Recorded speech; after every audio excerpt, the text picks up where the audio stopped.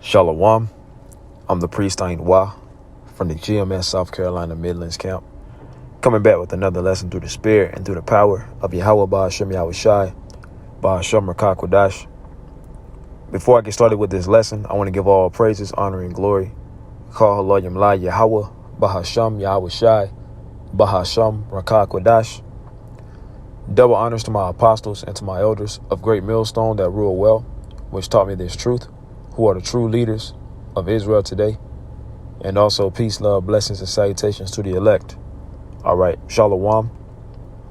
And in this lesson, I want to just touch on, the fact that the reason why these prophecies is coming to pass is because the Lord is about to deliver us, man. Right? But before the Lord delivers us, he has to, it's certain things that have to take place. So that's why you see a mass awakening of so-called Negroes, Latinos, and Native Americans calling themselves Israelites. Okay, this is biblical prophecy. And according to the scriptures, it's all about biblical prophecy, man. You see, with the prophets being back on the scene, that's actually biblical prophecy that's being fulfilled, right? 2 Esdras 15:1, behold, speak thou in the ears of my people the words of prophecy, which I will put in thy mouth, saith the Lord, Yahweh Ba'ashem Yahushai. And when you see the prophets on the highways and byways, the Lord is actually speaking through the prophets, man. You see? And it's all about biblical prophecy. When you go to Revelation chapter 19, verse 10, and it reads, and I fell at his feet to worship him. And he said unto me, see thou do it not. I am thy fellow servant, and of thy brethren that have the testimony of Yahushai. Worship the Most High, for the testimony of Yahushai is the spirit of prophecy. You see that? So it's all about prophecy, man. Okay. We go to Revelation chapter 22, verse 7. Behold, and these are the words of Yahushai, behold, I come quickly. Blessed is he that keepeth the sayings of the prophecy of this book. Right? So the men that's actually speaking about the prophecies of Yahweh Ba'ashem Yahushai are blessed. It's a blessing to know these prophecies. It's a blessing to be able to go into the scriptures and be able to break them down the correct way, not adding or taking away from the scriptures, man. Okay? We got to always remember that. You see? So the Lord has the prophets on the scene, because in Revelation chapter 11, verse 11, it says, and after 3 days and a half, the spirit of life, and the 3 days and a half is a period of 350 years from 1619 to around 1969 or 1970, right? Because the Lord, it was a point in time when the Lord took this truth away from the earth. He took it away from his people, right? The Israelites, so-called Negroes, Latinos, Native Americans. You see, it's a reason why we went into slavery, right? And we've always been in and out of captivity of all the nations, right? It's just right now we're serving the captivity of Esau, the so-called white man, right? The time of the Gentiles is about to be fulfilled. This is our last captivity. That's why all these prophecies are coming to pass. That's why this great awakening is happening, right? Because the Lord is getting ready to do something major in the earth, man. You see? But it says, and after 3 days and a half, the spirit of life from the Most High. So the Lord took his word. He took his name from us. He took away our heritage, right? Because Esau, Edom, our heritage was beaten out of us during hardcore slavery. But then the Lord sent back Elder Abba Bivens, who we believe to be Elijah the prophet, because the Lord said that he was going to send back Elijah the prophet, right? I believe, what is that? Malachi,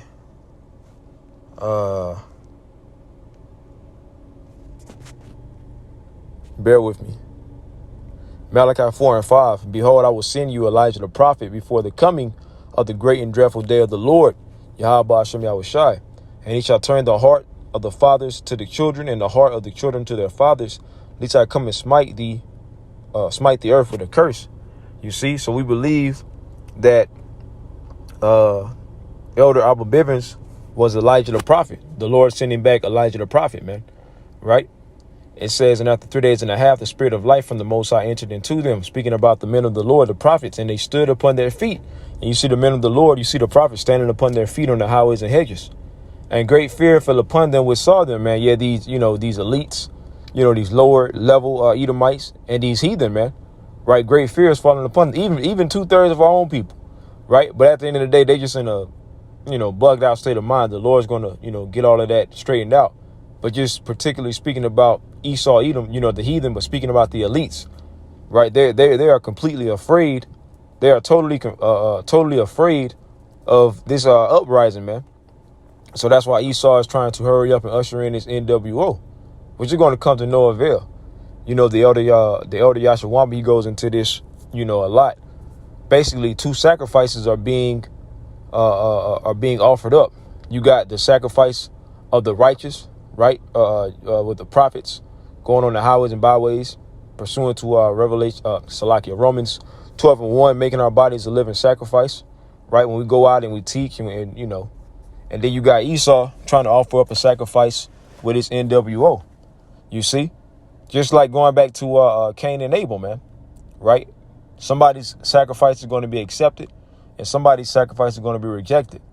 The sacrifice of the righteous, right, the elect, is going to be accepted, and the sacrifice of the wicked is going to be thrown away. It's going to be rejected.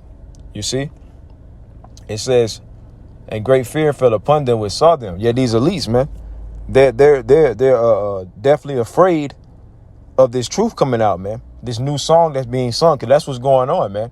Right, this truth is likened unto a new song, right? Because the Lord took away this truth from the earth, and now it's back. So now it's renewed again, right? You see the men of the Lord calling upon the true name of Yahweh Shema Shai. We're calling ourselves Hebrew Israelites, right? So that great awakening is happening. That new song is being sung in the earth. Psalms chapter 149, verse Salaki. If you hear any talking in the background, I'm at work. Jake got to be loud as hell, man, especially in the end of Psalms 149:1. Praise ye the Lord Yahweh. Sing unto the Lord Yahweh a new song, and his praise in the congregation of the saints. You see that? So this new song is being sung, man. This truth is being reestablished in the earth, man. The Spirit of the Lord is going out. You see? So in order to sing this song, we had to be woken up to this truth, right? The Lord had to bring us back into our remembrance. 1 Peter. Let's go to 1 Peter chapter 1, verse 2. It says, elect according to the foreknowledge of the Most High, the Father, through sanctification of the Spirit. And sanctification pretty much means to be separated, right? So the elect is separated via the Holy Spirit from the rest. You see, unto obedience and sprinkling of the blood of Yahweh Shai, the anointed, grace unto you and peace be multiplied. You see, but it says according to the foreknowledge, right? Because this truth has always been in us, but the Lord had to reestablish it, so to speak, man. Bring it back out. You see, and that's what's going on. Okay, if we go into let's go into foreknowledge real quick, because that means when you know something before. It says earlier in this sense was foreknowing, have previous knowledge of, know beforehand. So we've always had this truth. We've always had this knowledge. But see, the Lord just had to bring it back out of us, man. He had to reestablish it within us, right? Let's go to real quick 2 Peter. Let's see, chapter 3, verse 1. This second epistle, beloved, I now write unto you, in both which I stir up your pure minds by way of remembrance. So the Lord had to stir up our minds, man. Had to reestablish this truth within us, man. Where it says stir up your pure minds by way of remembrance. You see? So this is the thing. Whenever we're out teaching, we always say that we're only out there for the elect. You got, Jake that thinks that we got to wake up all of Israel. All of Israel is not going to, come together until the kingdom, man. Right? Because right now it's only about the elect. That's what people don't understand, man. You got Jake out here saying, oh, we got to wake up all of Israel. Or, oh, it's these camps. They the problem. The camp leaders are the reason why we can't come together. No, at the end of the day, the Lord has it to where only the elect is going to come together right now. And eventually all of Jacob, fall in line, man. But it ain't about waking up all of Jacob. It's all about the elect. You see? But it says, stir up your pure minds by way of remembrance. So we understand that when we go out to the highways and hedges, whoever the Lord compels to come into this truth, they possibly could be of the elect. And Lord will not be at that number. All the men that's coming into this truth and teaching, if we endure to the end, that'll prove that we're of the elect, man. Okay? All of Jake is not going to get it. And that's what the Lord has allowed us to understand. That's why we're not fazed by anybody who scoffs or doesn't get this truth and we try to break it down to them, because chances are 9 times out of 10 they're not of the elect. So we ain't worried about it, man. You see, because the Lord is the one that's going to stir up our minds. He's going to stir up the minds of the elect and bring them into this truth and compel them to come into this truth, man. You see, because we just go out and teach. We're not waking up the elect. We're not doing anything. We're just doing what the Lord commanded us to do.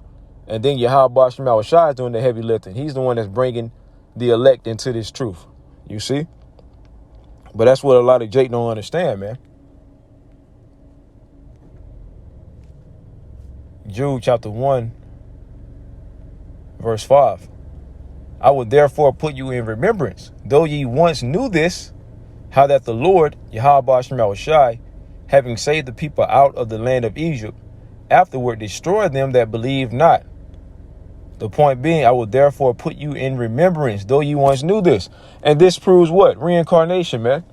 Okay? The Lord,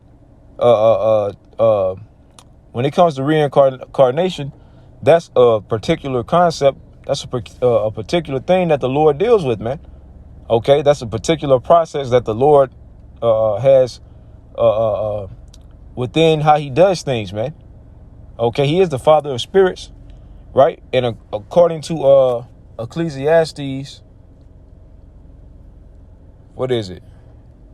12:7. Your spirit goes back to the Father, man.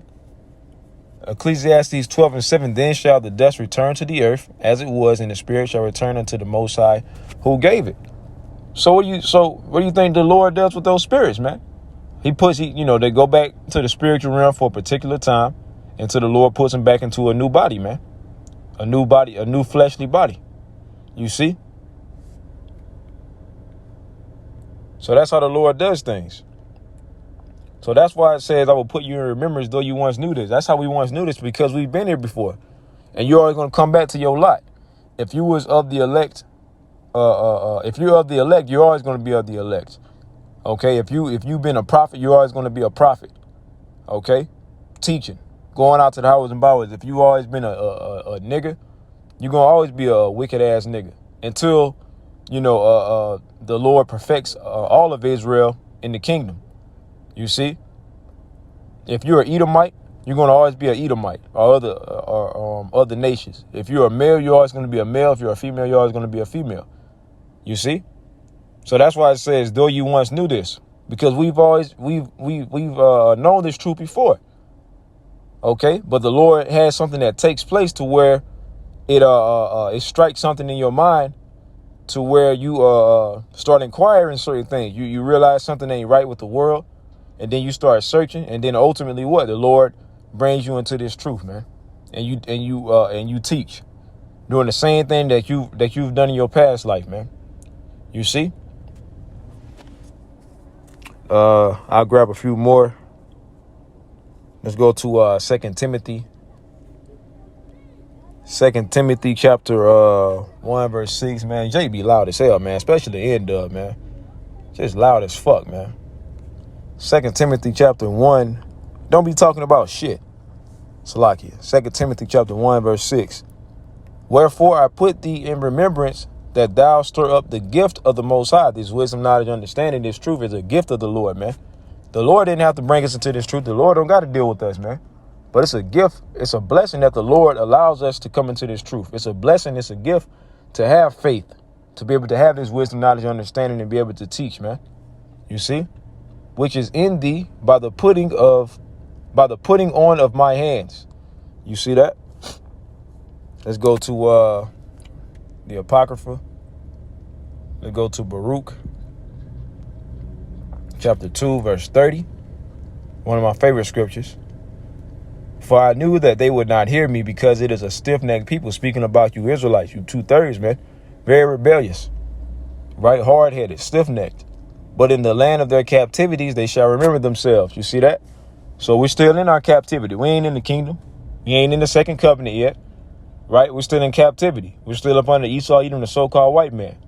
Okay? So we're still in captivity.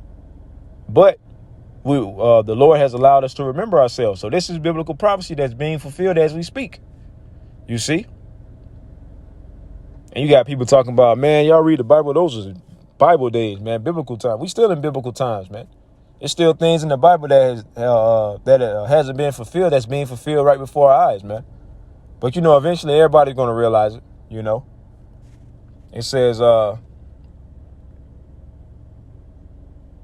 yeah, that's what I wanted to bring out. Well, I'll keep reading. And shall know that I am the Lord, Yahweh Ba'ashem Yahushua, their power. For I will give them an heart and ears to hear, understanding, right? Giving us the spirit of understanding. And they shall praise me in the land of their captivity and think upon my name. And this is more proof that we're going to have the name of the Lord before the kingdom. You see? That's just more proof. You see? It says, and shall know that I am the Lord, Yahweh Ba'ashem Yahushua, their power, for I will give them an heart and ears to hear. And they shall praise me in the land of their captivity and think upon my name, and return from their stiff neck and from their wicked deeds, for they shall, it says, Salakia. It says, and return from their stiff neck and their wicked deeds, for they shall remember the way of their fathers, which sinned before the Lord, Yahweh Ba'ashem Yahushua, and I will bring them again into the land which I promised with an oath unto their fathers, Abraham, Isaac, and Jacob, and they shall be lords of it. And I will increase them, and they shall not be diminished, because we're going to rule forever once the Lord brings us, once the Lord raises us up and establishes us as being being his people, as being the rulers of the universe, right? It says, and they shall increase and not be diminished, because we're going to rule forever, right? If we're going to increase, that means it's going to be, you know, it's going to be Jake. We're going to be having children. You see, that's how we're going to increase and not diminish, because we're never going to die again. Because the second covenant is what? The second covenant is when the Lord puts his laws, statutes, and commandments into our inward parts, and we're not going to sin again. So if we get the victory over death, the victory over sin, that means we get the victory over death. The only reason why we die is because we sin and transgress the Lord.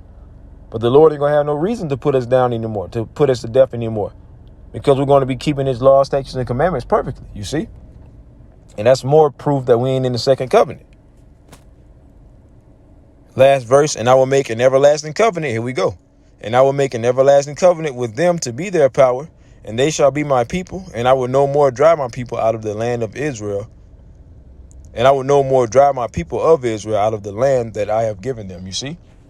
So we got great things coming, man. But it starts with that's why these prophecies is coming to pass, right? That's why you see the Hebrew Israelites on the highways and byways, man, teaching, prophesying. Okay, everybody thinks that we're crazy and bugged out, but they don't understand what's going on before their very eyes, man. Biblical prophecy. This is a miracle, man, you know?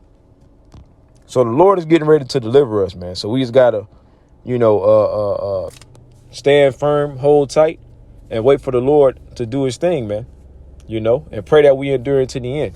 Pray that we of the elect. Lord willing, this lesson was edifying. Till next time, I want to say shalom.